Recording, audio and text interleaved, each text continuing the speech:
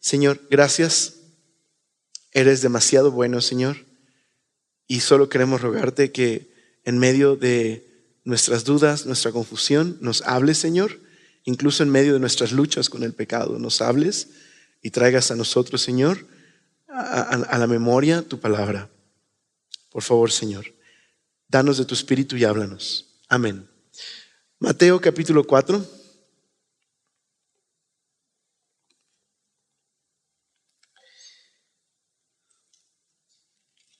Imagínate por un momento que eres un habitante de de la época de Jesús, en la Palestina de la época de Jesús.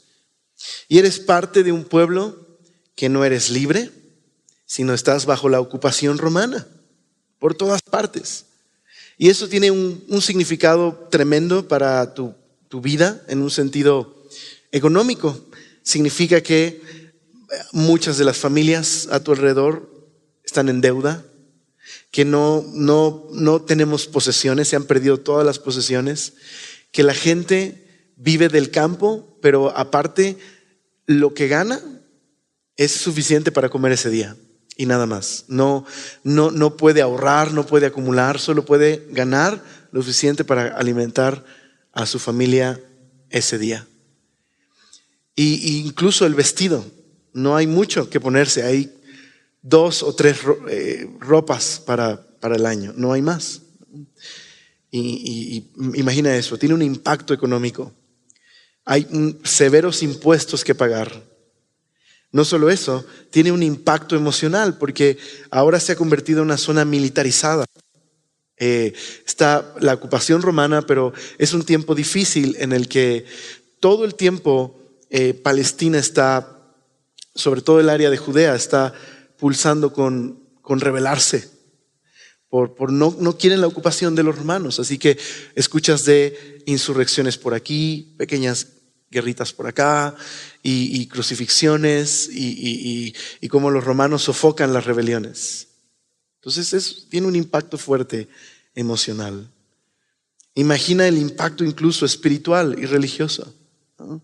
Porque Dios había prometido en el Antiguo Testamento, en el pacto que Dios hizo con Israel, que si ellos se mantenían fieles y obedecían la ley, se convertirían en una nación especial. ¿En qué sentido?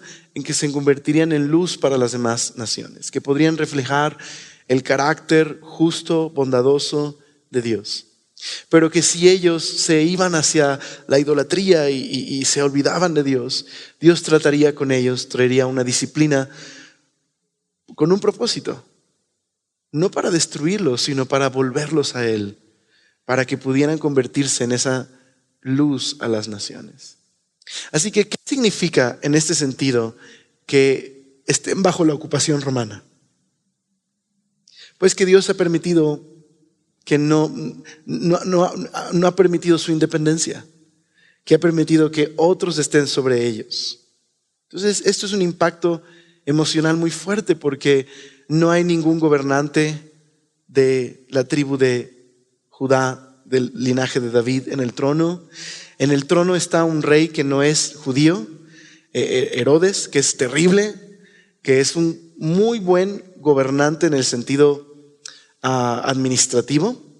Incluso es un gran arquitecto, pero es terrible. Es de temer Herodes el Grande. Entonces, imagínate toda esta situación. Este es el ambiente en el que llegó Jesús, en el que nació Jesús. Un tiempo donde la gente vivía afligida, esperanzada en que Dios interviniera, hiciera algo y les rescatara. Se preguntaban si Dios se había olvidado de ellos, si Dios haría cumplir sus promesas de restaurar a Israel. Ese es en el ambiente en el que Jesús pronuncia las siguientes palabras que vamos a leer. Acompáñame a Mateo 4, verso número 12. Cuando Jesús oyó que Juan estaba preso y volvió a Galilea, dejando a Nazaret, vino y habitó en Capernaum, ciudad marítima en la región de Zabulón y de Neftalí, para que se cumpliese lo dicho por el profeta Isaías cuando dijo: tierra de Zabulón, tierra de Neftalí, camino del mar, al otro lado del Jordán, Galilea de los gentiles. El pueblo asentado en tinieblas vio gran luz, y a los asentados en región de sombra de muerte, luz les resplandeció. Entonces Jesús, si recuerdas, la semana pasada vimos que terminaron de regreso en Nazaret, ¿no? Y ahí Jesús va a tener bastante tiempo del desarrollo de su vida, ¿okay? Pero después Jesús va a Galilea, y en Galilea va a comenzar su ministerio. Qué interesante, porque ¿en qué ciudad está el templo? Pues no está en Galilea, está en Jerusalén, ¿no? Pero Jesús no va a Jerusalén, no se presenta ante el concilio donde estaban los gobernantes religiosos, los líderes importantes. No, va a una zona muy extraña, va a Galilea, Galilea de los gentiles, un lugar donde había judíos, pero había muchísimo gentil. De hecho, literal, estaba en la frontera y podías estar en ambos territorios, fácilmente cruzar. Así que era un lugar donde había paganismo, idolatría, un lugar muy raro para Jesús presentarse como el rey de los judíos. Pero va a Galilea y nos dice por qué, porque hay una profecía que decía que este lugar iba a haber una gran luz. Y entonces luego checamos ese texto, ¿vale? En un momento más. Pero estando ahí en Galilea, dice el verso 17, recuerda, una tensión emocional, política, económica muy grande. Dice el 17, desde entonces comenzó Jesús a predicar y a decir: arrepentíos, porque el reino de los cielos se ha acercado. ¿Notaste esto? Arrepiéntanse, el reino de los cielos está aquí. Entonces, qué momento tan impactante. ¿Recuerdas? Ocupación romana. No hay ningún gobernante del linaje de David en el trono. Gran opresión económica, espiritual, emocional. Muchos están esperando el cumplimiento de la promesa de Dios, de que Dios intervenga y los rescate, como lo había hecho antes, que Dios trajera su reino, como lo había prometido. Y entonces llega Jesús y dice: el reino de Dios está entre ustedes. ¿Te imaginas el impacto que tuvo sus palabras? Ahora, la palabra reino, el reino de Dios, ¿dónde tendríamos la primera historia en la Biblia acerca de un reino o del reino de Dios? Bueno, en Génesis capítulo 1. ¿Qué aparece en el capítulo 1? Un Dios creador, creando los cielos y la tierra, creando este mundo funcional, con propósito, ¿verdad? Un mundo lleno de vida. Pero luego creando al ser humano de una forma diferente, a su imagen y semejanza, con un propósito. No que el hombre sea un sirviente, es decir, un esclavo de Dios, sino que sea un sirviente siendo un compañero en la tarea de gobernar el mundo. Establece una relación de compañerismo con el hombre, le va a servir, pero no como un esclavo, sino como un compañero. Así que lo crea a su imagen y semejanza y le asigna una tarea. Dice Génesis que Adán y Eva puedan sojuzgar la tierra, gobernar el mundo. Pero ¿cómo deben hacerlo? Pues en el capítulo 2, la primera escena es Dios estableciendo un jardín en Edén y el hombre cultivando ese jardín, protegiendo ese jardín. La tarea del hombre es ordenar, como Dios creó este mundo y le dio órdenes en este jardín, cultivar y ordenar, y entonces extender el jardín del Edén hacia toda la tierra. Pero tiene que tomar una decisión el hombre. ¿Se sujetará al gobierno de Dios, a la autoridad de Dios y a la definición de Dios de lo que es bueno y malo? ¿O tratará de gobernar el mundo bajo su propia definición de lo que es bueno y malo? Comienza Génesis con el reino de Dios y el hombre participa en este reino. Pero nos damos cuenta en Génesis 3 que se rebelan contra Dios. Deciden no creer en Dios, no confiar en la bondad de Dios y caen en la tentación de la serpiente. Y entonces ahora ellos quieren tomar el control y el poder por ellos mismos para gobernar bajo su propia definición de lo que es bueno y lo que es malo, bajo sus propios términos, bajo su propia definición a expensas de los demás. Así que en lugar de extender el jardín del Edén y traer bendición como era el propósito de Dios, ahora ¿qué hay en el mundo de Dios? Muerte, sufrimiento, dolor. Ahora la tierra está bajo maldición por causa del hombre. Dios no maldice al hombre, pero la tierra ha sido maldecida por causa del hombre. Ahora hay sufrimiento y dolor. Y la historia del ser humano es la historia de los hombres buscando su propio bien, interpretando el bien y el mal a su manera. Y cuando eso crece a escalas mayores, tenemos reinos humanos opresivos, injustos, violentos, corruptos. Es la historia humana. Así que, ¿qué va a hacer Dios?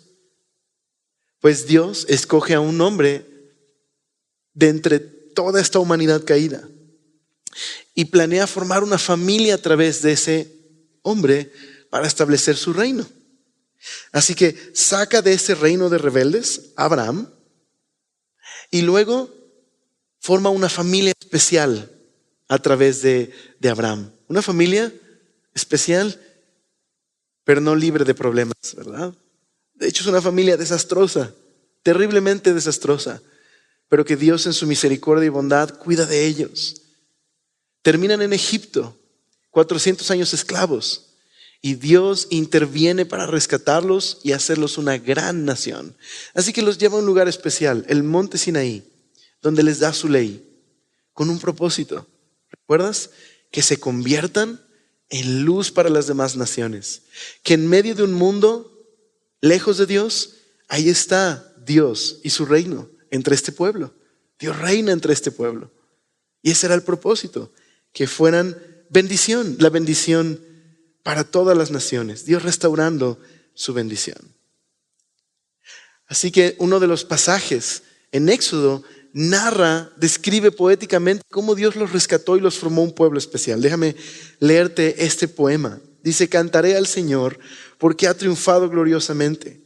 Arrojó al mar al caballo y al jinete, hablando de los jinetes de Faraón. El Señor es mi fuerza y mi canción. Él me ha dado la victoria. Él es mi Dios y lo alabaré. Él es Dios de mi Padre y lo exaltaré. El Señor es un guerrero. Jehová es su nombre. Así que Dios establece una relación especial con este pueblo. Dios reina en este pueblo.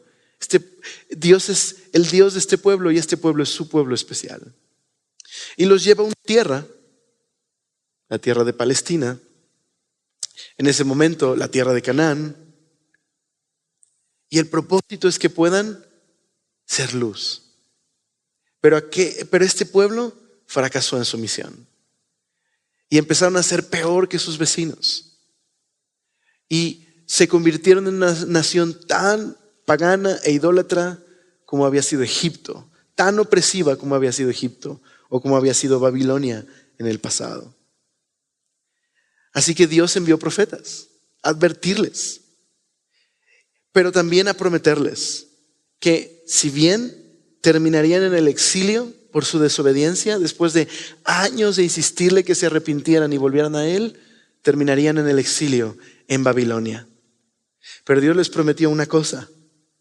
Dios les prometió que un día volvería para confrontar definitivamente el mal y los rescataría y establecería su reino.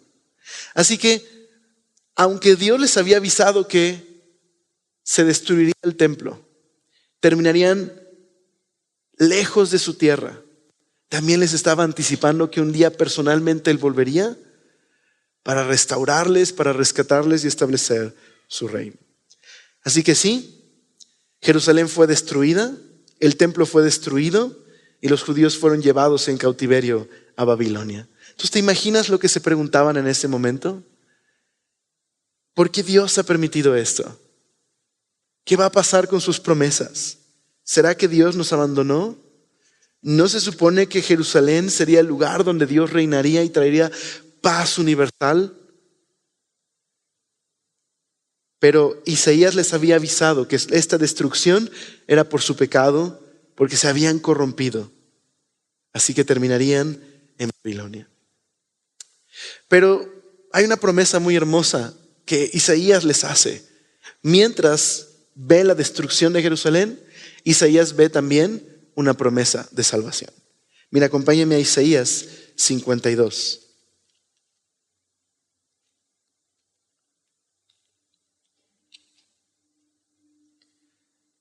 Entonces la humanidad fracasó e Israel fracasó. Terminaron en el exilio. ¿Cómo Dios llevará a cabo su operación de rescate? ¿Cómo traerá su reino al mundo? ¿Cómo rescatará este mundo? Pues dice Isaías 52,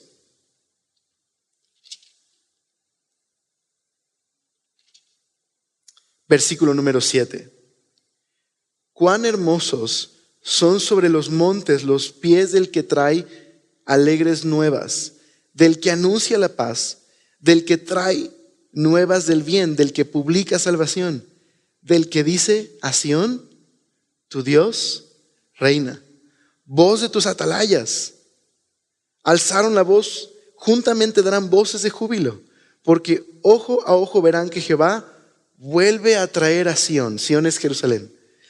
Cantad alabanzas, alegraos juntamente, soledades de Jerusalén, porque Jehová ha consolado su pueblo, a Jerusalén ha redimido o rescatado. Jehová desnudó su santo brazo ante los ojos de todas las naciones, y todos los confines de la tierra verán ¿qué cosa? La salvación del Dios nuestro. Entonces, ¿qué está viendo Isaías?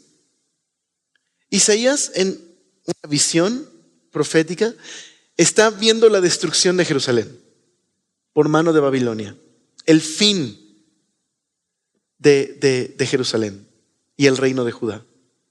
Está viendo esta crisis, la crisis más grande que había experimentado hasta ese momento.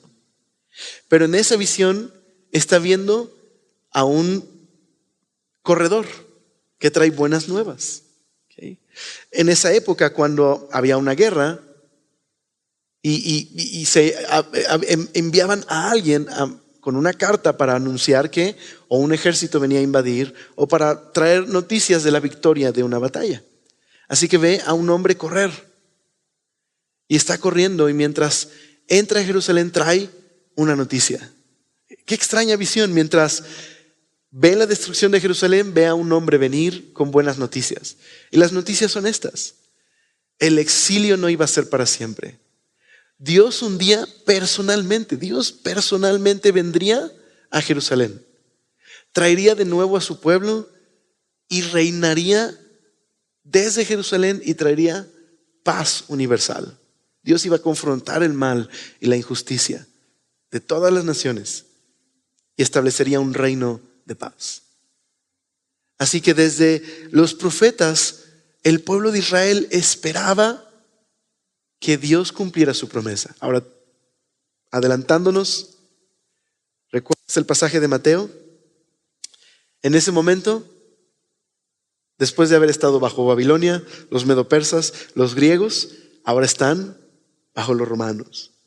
Gran presión económica, impuestos elevadísimos, pierden sus posesiones, viven al día. Tienen cierta libertad de adorar a Dios en su tierra, pero todo el tiempo los oprimen. Y están anhelando que Dios traiga su reino. Así que, ¿qué es lo que tienen en mente? ¿Qué clase de reino tienen en mente?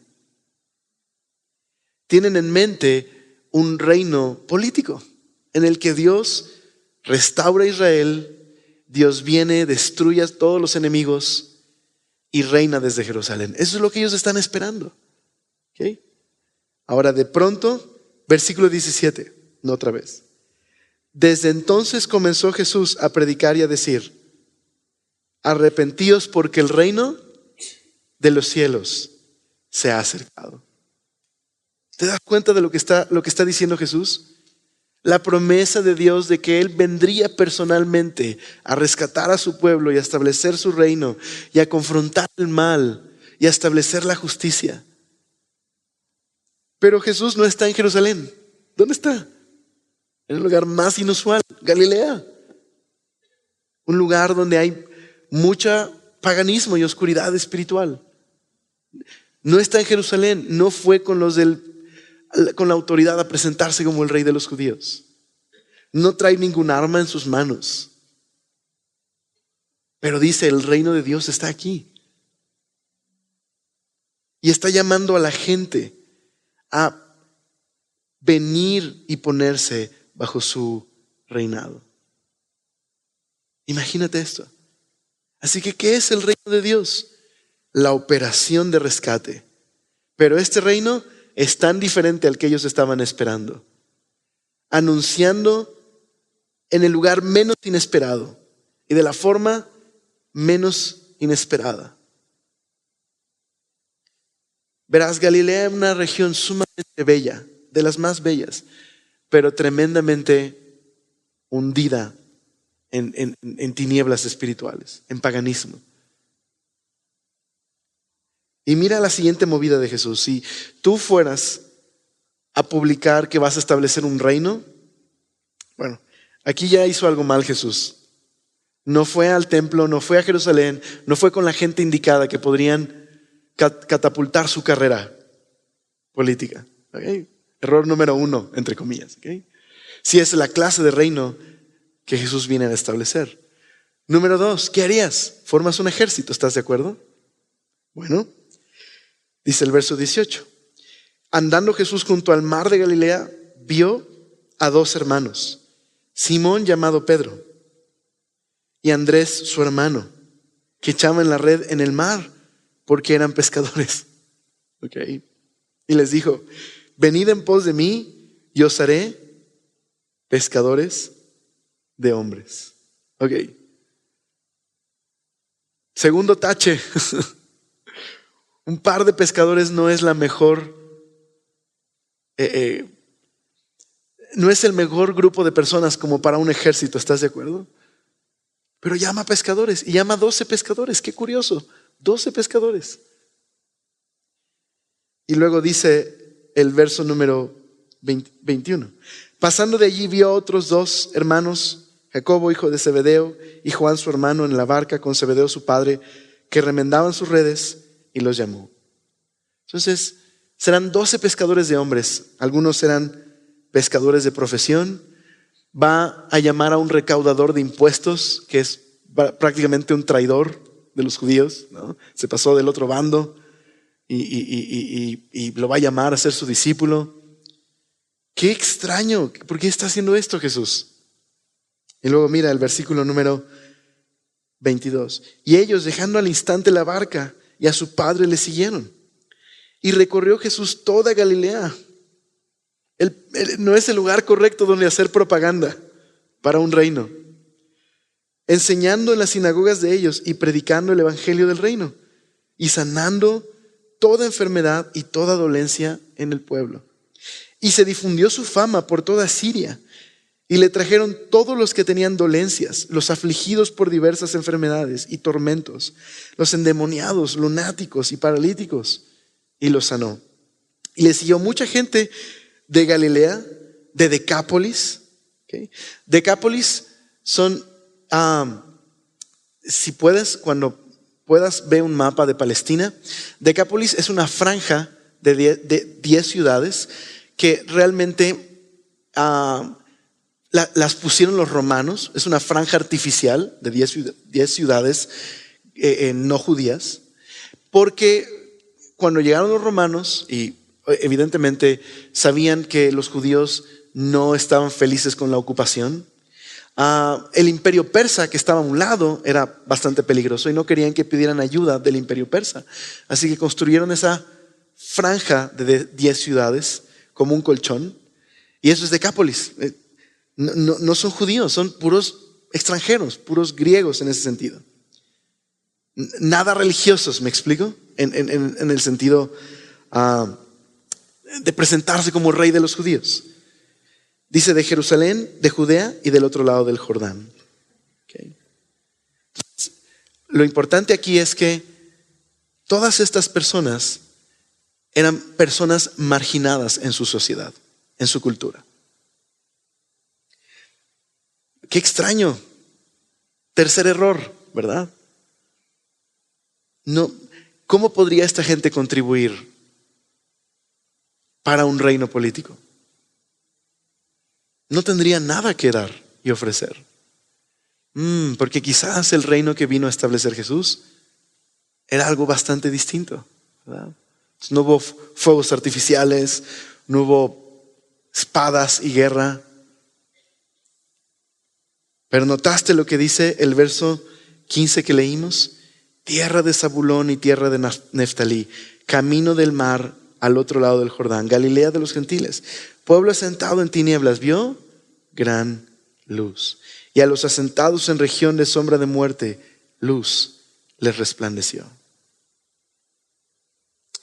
Así que Jesús sí trajo un reino y sí vino a confrontar el mal, pero no vino a establecer un reino político.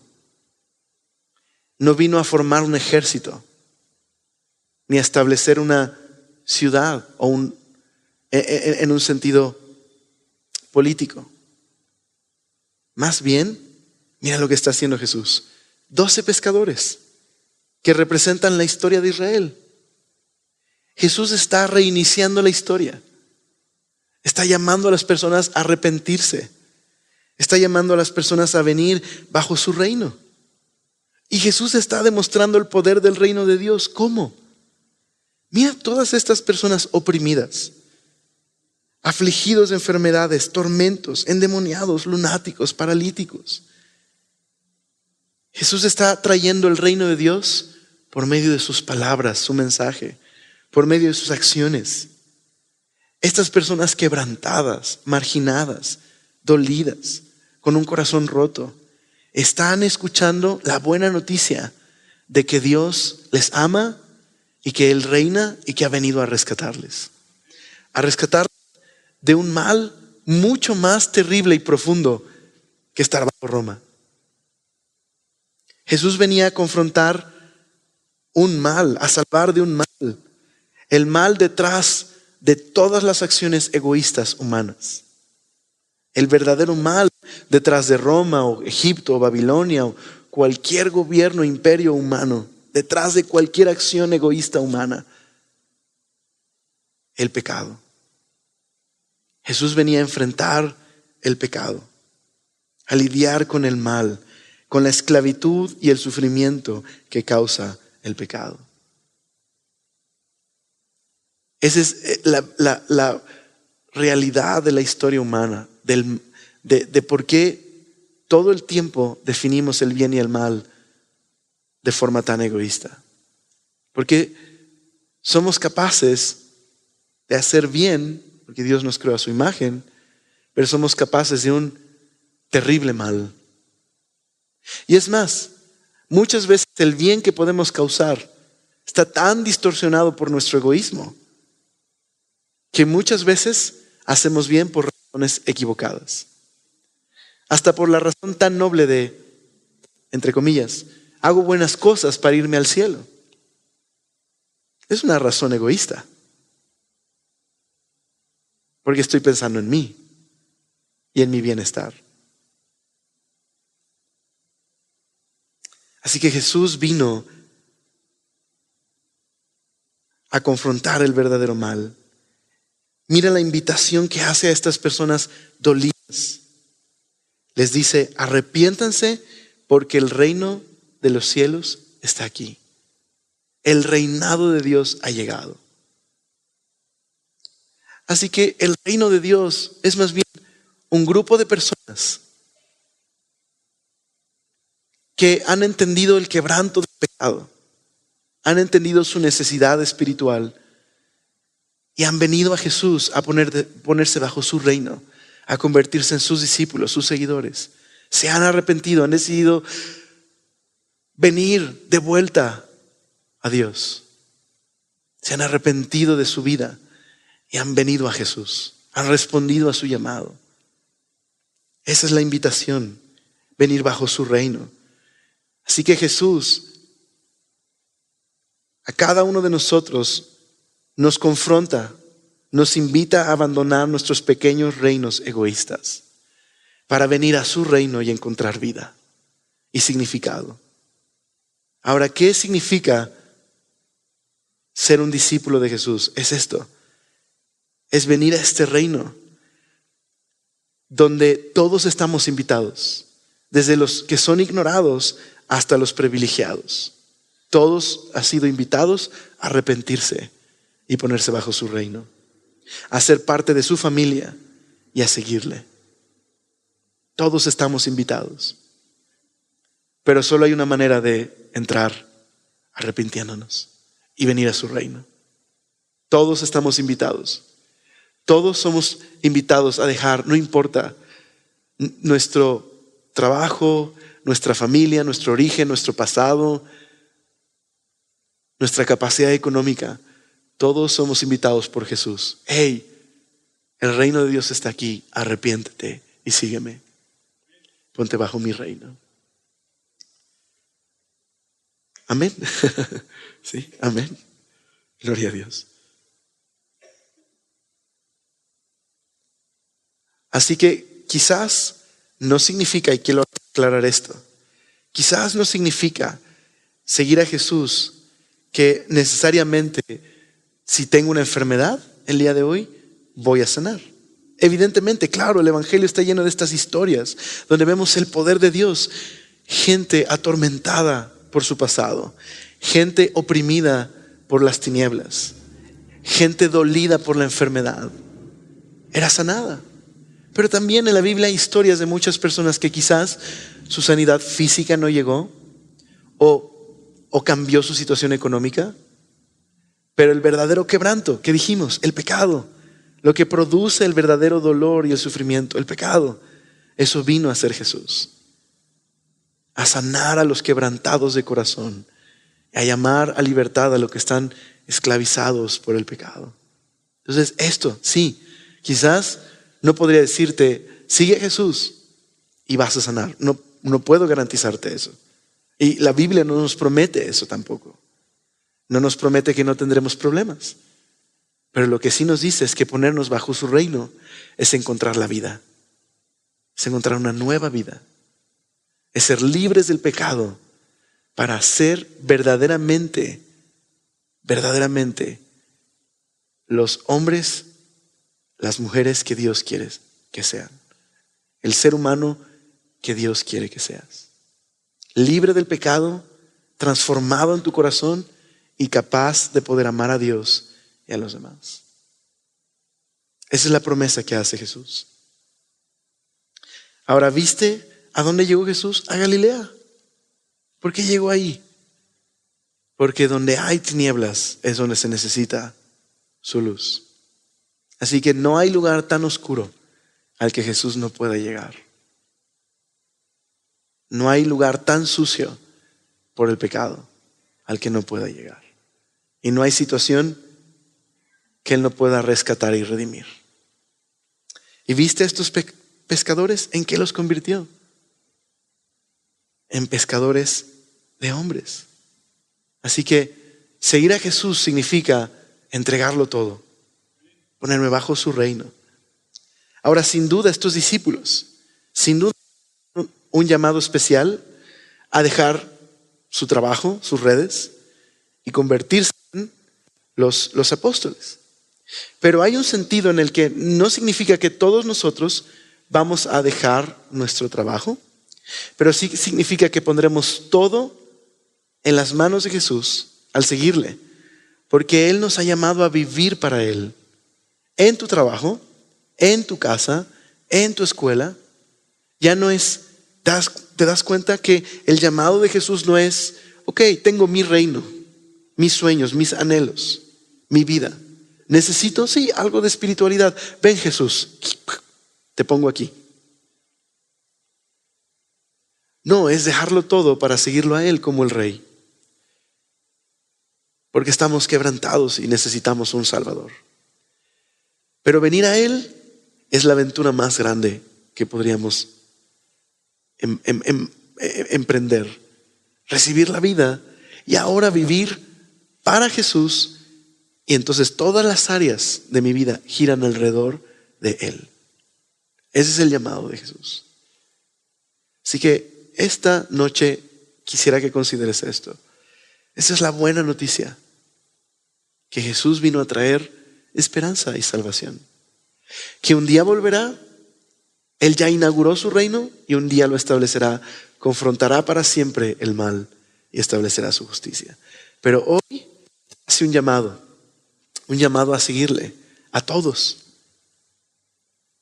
Grandes, chicos, aquellos que son ignorados, aquellos que son muy reconocidos, no importa. Todos necesitamos a Jesús. Y Jesús nos llama a todos a arrepentirnos y seguirle. Así que la pregunta es, ¿estás bajo su reino? ¿Te has convertido en su discípulo? ¿Estás siguiéndole? Si esta noche descubres que solo has añadido a Jesús a tu reino, Él viene a confrontarte. Hey, deja tu reino, egoísta, sígueme. Arrepiéntete y sígueme. Si nunca has tomado la decisión de seguir a Jesús, hoy te llama, sígueme. Él quiere darte vida. Y si el día de hoy reconoces, hey, yo he decidido a seguir a Jesús, he decidido caminar con Él, pues simplemente recuerda que Él es bueno. Recuerda que Él vino a sanar a los quebrantados de corazón. Así que como discípulo anuncia su reino. Este es el reino de Dios, que Él puede redimir y rescatar a las personas. Aprovecha esta Semana Santa para hablar de Él, para hablar de su reino. Y no tengas temor de invitar a la gente. Hey, ven a su reino. Puedes llamarlos así. Jesús quiere reinar en tu vida, te ama. Y Él quiere sanar tu corazón quebrantado, perdonar tus pecados. Ven. Así que esta noche, ¿por qué no oramos? Y considera esto que dije al final. ¿No te has entregado a Él? Entrégate. ¿Vives añadiendo solo a Jesús a tu reino egoísta? Arrepiéntete y ponte bajo su reino. ¿Eres un discípulo? Pues ten ánimo y anuncia su reino. Recuerda a qué vino Él. ¿Oramos? Señor, gracias porque tú nos has llamado a seguirte, Señor.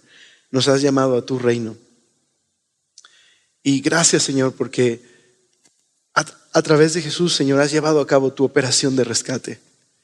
Señor, has venido a confrontar el mal, Señor, y Jesús fue a la cruz y resucitó y venció, Señor. Y hoy somos libres. Señor, gracias porque nos llamas a conocerte y ser parte de tu familia. Nos llamas a ser transformados y a ser nuevas personas, Señor. Señor, yo te ruego que si hoy alguien en esta noche aquí necesita esto, Señor, necesita una vida nueva, necesita, Señor, el perdón de pecados, yo te ruego que hoy pueda responder a tu llamado, Señor, de ponerse bajo tu reino, Señor. Y, Señor, si algunos de los que están esta noche aquí simplemente han vivido añadiéndote a su vida, Señor, confronta su reino egoísta, que puedan arrepentirse, Señor, y que se pongan bajo tu reino y te sigan. Señor, aquellos que han decidido ser tus discípulos, hoy, Señor, recuérdales la misión, ir y anunciar que tú reinas, invitar a otros a este reino y que tú has venido a rescatar y a salvar, Señor, lo que se había perdido. Te ruego por esto, Señor, y gracias que en este pasaje podemos ver un resumen, Señor, de la misión de Jesús, de su salvación. Y gracias, Señor, que viniste al rincón más oscuro de nuestro corazón para rescatarnos, Señor, para salvarnos, para resplandecer tu luz. Permítenos reflejarte de tal manera que otros que están en la oscuridad puedan ver tu luz en nosotros. Te lo pedimos, Señor. Amén.